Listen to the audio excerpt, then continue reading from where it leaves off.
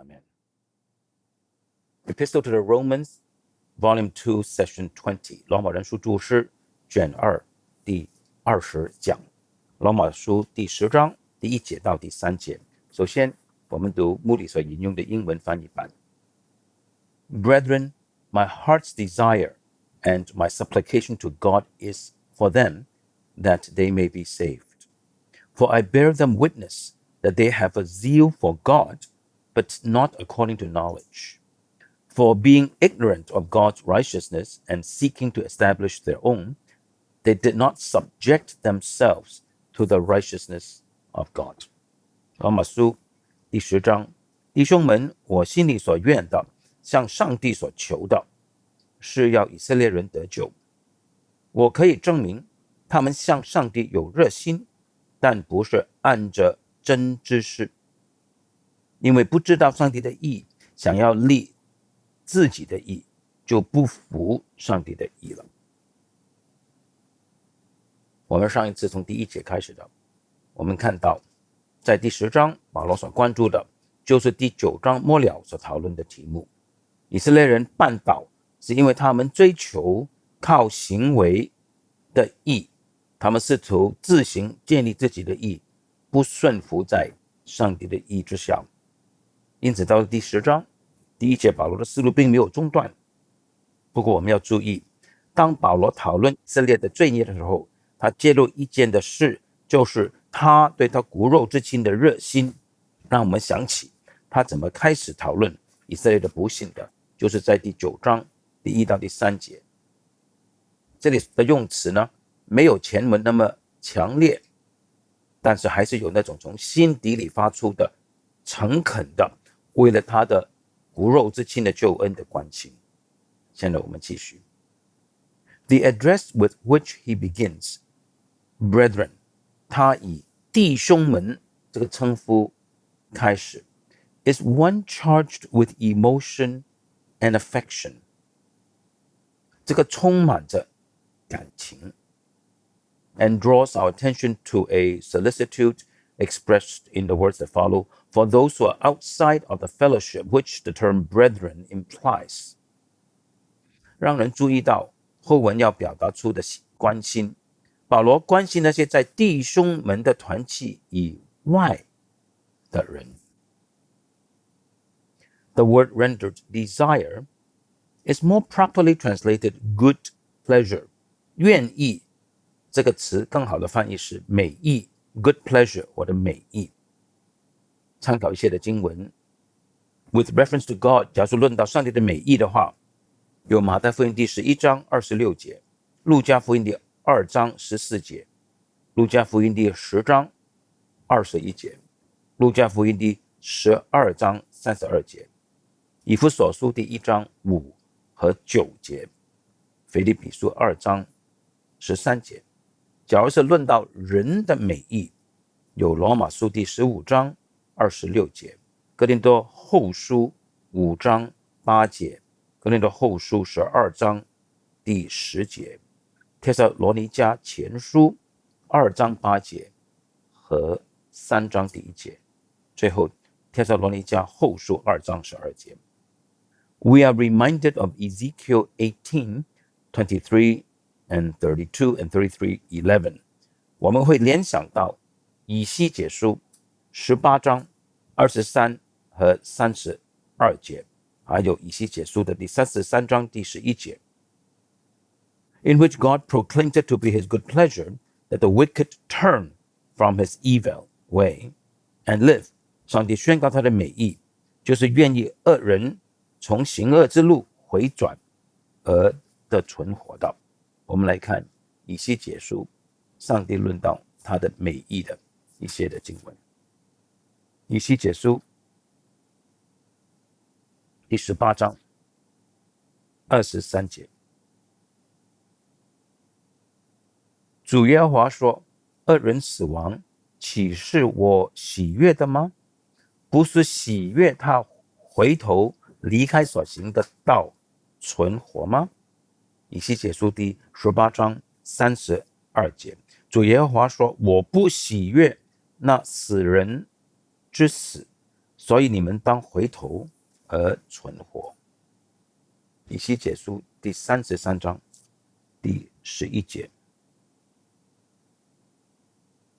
你对他们说，主耶和华说，我指着我的永生起誓，我断不喜悦恶人死亡，唯喜悦恶人转离所行的道而活。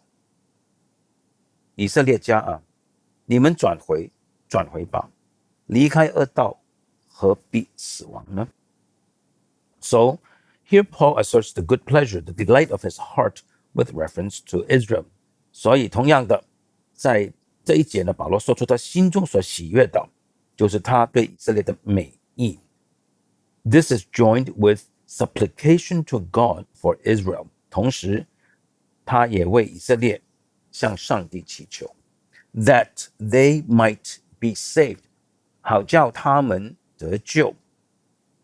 Expresses that to which the good pleasure of his heart and his supplication were directed. 这个表达了他心中的美意和他的祈求。The sorrow and pain of heart, chapter 9, verse 1, were not therefore emotions of hopeless melancholy. 因此，在罗马书第9章第1节，保罗为以色列的忧愁和心中的痛苦，不是一个绝望的忧郁。They were joined with goodwill toward Israel. 与这个忧愁同时，保罗对以色列怀有善意。And the outgoing of specific entreaty to God on their behalf to the end that they might be saved, 并且向上帝为他们针对性的祈求，好叫他们得救。Here we have a lesson of profound import. 这里有着一个深奥的重要的教训。In the preceding chapter, 在罗马书第9章，the emphasis is upon the sovereign and determinative will of God in the differentiation that exists among men. 第9章重点是在上帝主权的预定的旨意。按照这个旨意，上帝在人类中做了区分。God has mercy on whom he wills, and whom he wills, he hardens. 他愿意，他定义要怜悯谁就怜悯谁，他定义要使谁的心刚硬，就使谁刚硬。Some are vessels for wrath, others for mercy. 有些器皿是为了遭受愤怒的，其他的器皿是为了领受怜悯的。And ultimate destiny is envisioned in destruction and glory. 而之中的结局，或者是灭亡，或者是得荣耀的。But this differentiation is God's action and prerogative, not man's. 可是这个区分是上帝的权利，不是人的。And because so, 因为如此， our attitude to men is not to be governed by God's secret counsel concerning them. 我们对人的态度不可以根据上帝对他们的，也就是没有启示过的永恒的旨意。我加一句，意思就是说，不能根据上帝有没有预定他们。It is this lesson and the distinction involved that are so eloquently inscribed on the apostle's passion for the salvation of his kinsmen. 这些的教训和所牵涉到的区别，透过保罗对他骨肉之亲的救恩的热切的关怀，很优美的写出来了。We violate the order of human thought and trespass the boundary between God's prerogative and man's. When the truth of God's sovereign counsel constrains despair or abandonment of concern for the eternal interests of men. 上帝主权的计划，上帝主权的预定，若是使人绝望，或者使我们不再关怀别人永生的好处，这个就违反了人类正确思维的秩序，也越过了上帝的权利与人的权利之间的界限了。Romans 10, 2 and 3， 罗马书第10章第2节和第3节。这次我们读新译本第10章第2节。我可以为他们作证，他们对上帝有热心，但不是按着真见识。他们既然不明白上帝的义，而又企图建立自己的义，就不服上帝的义了。When Paul says, I bear them witness, 当保罗说我为他们做见证的时候呢 he is making allowance for the religious interest which is repossessed and accords to them the credit due on this account. 保罗考虑到以色列人是有关注到宗教上的事的，因此保罗这方面归功给他们。They have zeal for God. 他们对上帝是有发热心的。No one knew better than the apostle what such zeal was. 保罗比任何人都更了解这个热心是什么。And no one had risen to greater intensity. 没有人的热心比保罗的强的。我们看一些的经文 Acts 26 verse 5 使徒行传26章第5节，他们若肯做见证，就晓得我从起初是按着我们教中最严谨的教门做了法利赛人。 Galatians 1:14 加拉太书第1章第14节，我又在犹太教中比我本国许多同岁的人更有长进，为我祖宗的遗传更加热心。Hence we know from personal experience the state of mind and conscience with which he credited his kinsmen, and his witness to that effect takes on added meaning for that reason. 因此，保罗从个人经验知道这种的思维模式和良性的状态，并且这样子来分析他同胞们的内心的。为了这个缘故，保罗为这个事情所做的见证呢，就更加有意义了。The adversative， 可是相反的反面的要说的是 but not according to knowledge， 但不是根据知识或者见识。Points to the criterion by which zeal for God is to be judged， 这个就指出判断对神发热心的准则是什么。 Zeal is a neutral quality，热心本身是中性的 and can be the greatest vice， 热心可能是大罪。 It is that to which it is directed that determines its ethical character， 要看是为什么事发热心，才能决定这个热心是善还是恶。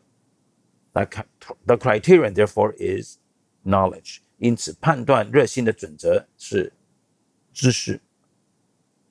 The term used here, knowledge, is one that often expresses the thorough knowledge that is after godliness to be distinguished from the knowledge that puffs up. 这里的用词表达了在敬虔上透彻的彻底的知识，有别于叫人骄傲的知识的。我们来看一些的经文。哥林多前书第8章第1节是基督徒非常熟悉的。我们都有知识，但知识是叫人自高自大，唯有爱心能造就人。所以有一种知识是叫人自高自大的。还有哥林多前书13章第2节和第8节，相对于有别于 Ephesians 1:17， 但是有一种的知识不是叫人自高自大那种的知识的。以弗所书第1章17节，求我们主耶稣基督的上帝荣耀的父，将那赐人智慧和启示的灵赏给你们，使你们真知道他。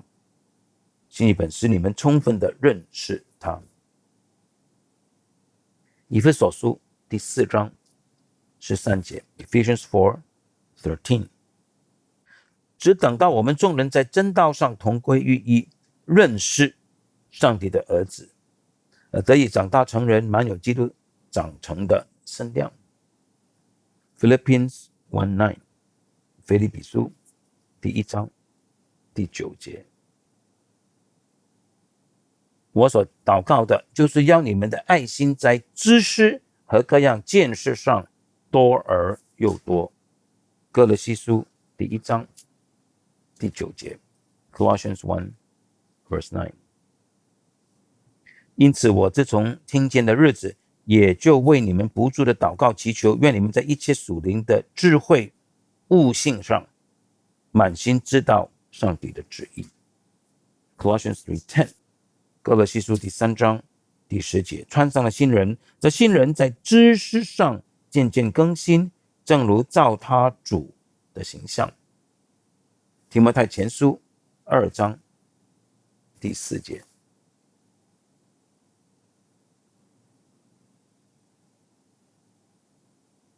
他愿意万人得救，明白真道。新译本，他愿意万人得救，并且充分认识真理。提摩太后书第2章25节。用温柔劝诫那抵挡的人，或者上帝给他们悔改的心，可以明白真道，认识真道。提摩太后书第3章第7节，常常学习，终究不能明白或者知道真道。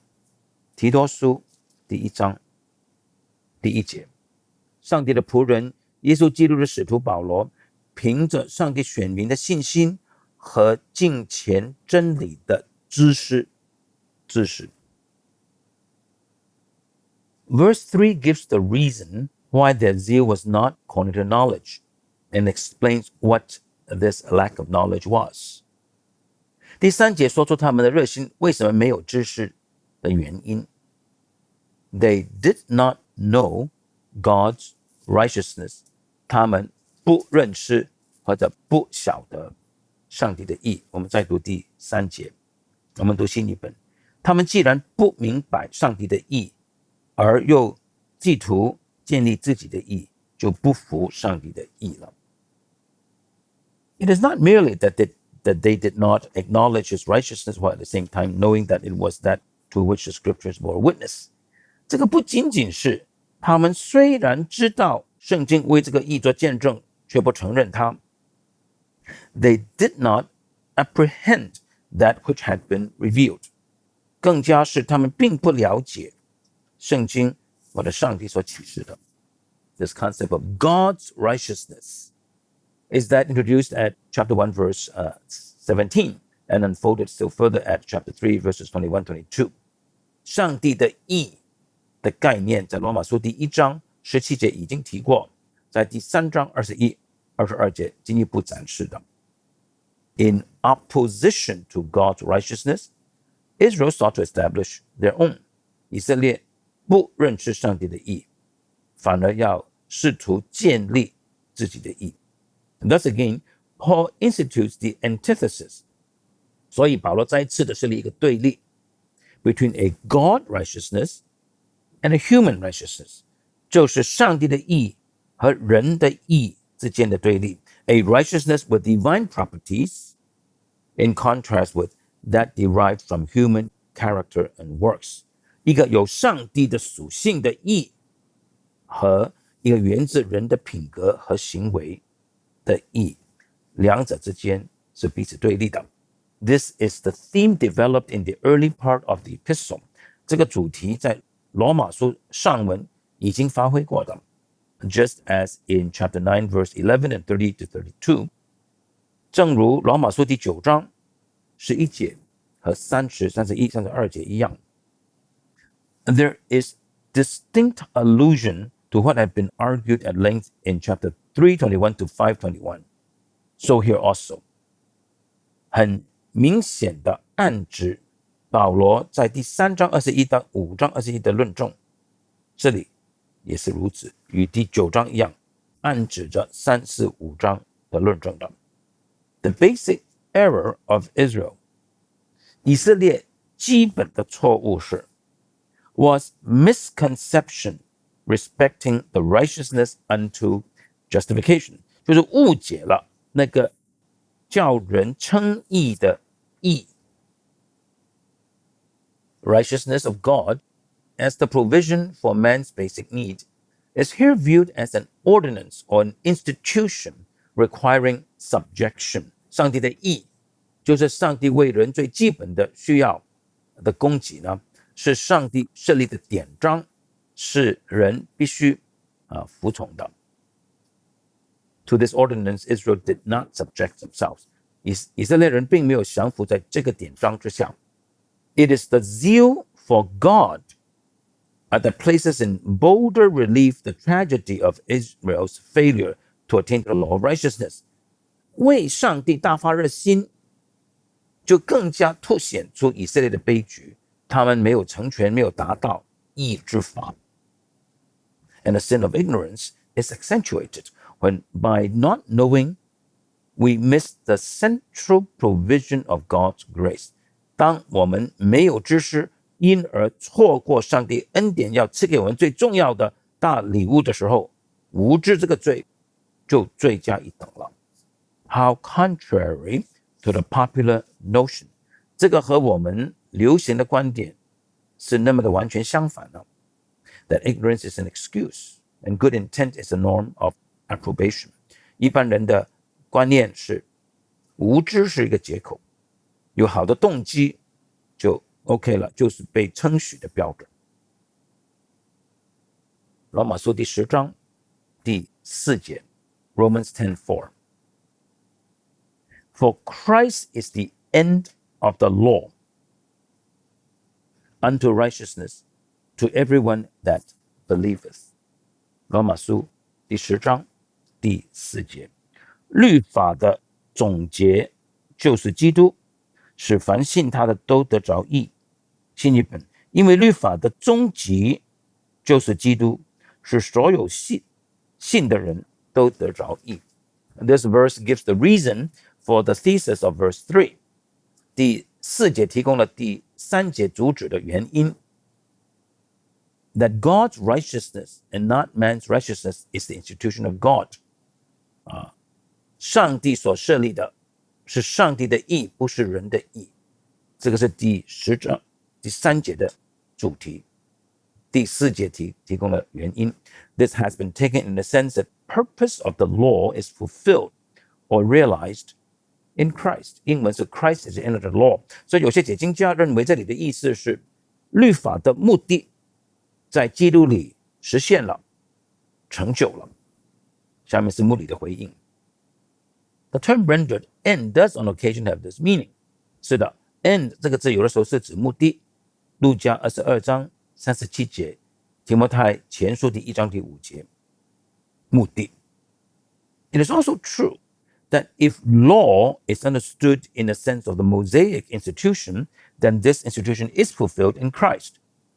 另外，律法若是指摩西时期的制度，那个制度在基督里也是成全了，这个也是事实。